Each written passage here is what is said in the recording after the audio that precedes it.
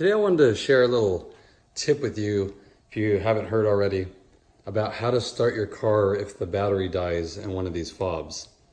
I didn't know before just researching it how it would actually work if the battery in your fob actually, went dead, since it needs a signal from this to start the car.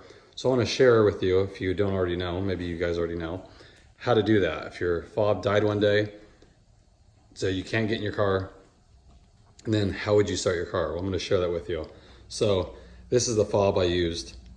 I stole the key from when I did the remote start hack. So it's not going to have a key portion, but imagine it had a key portion. So you take the key out, okay, and then you use this to get in. Now, I'm not positive if all the cars even have this, if the ones with the smart entry even have this. So if they don't, then I'm not even sure if you can even get in your car if the battery dies in this. You guys have to let me know. But so you get in, okay.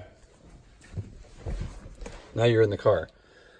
So what I'm gonna do is I'm gonna go ahead and remove the battery in this to show you guys, okay, with no battery in this, how you'd start it, okay? Let me remove it really quick. Okay, so here's the fob. I just left it in pieces here. There's the back piece. Here's the front of it, no battery in it. So if we leave it here, normally you just push it, okay? But then it says to start, hold remote near start button. But watch what happens when you put this near here. You hear that? Now it says to start engine, just push the brake and push the button. So I'm just holding this near it, pushing the button. Okay. Hear it? Now it starts up. And then you just do it the same. So pretty neat. I didn't know it worked like that. It might be in the owner's manual, but I'm one that didn't really look in the owner's manual for stuff like that.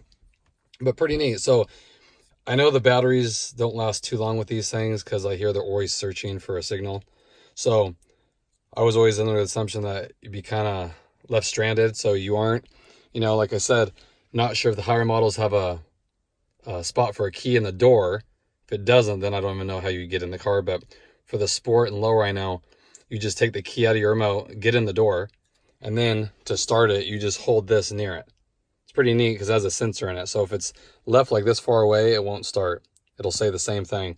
Then when you put it near it, you can hear it beep, and you can hear the engine kind of turn on.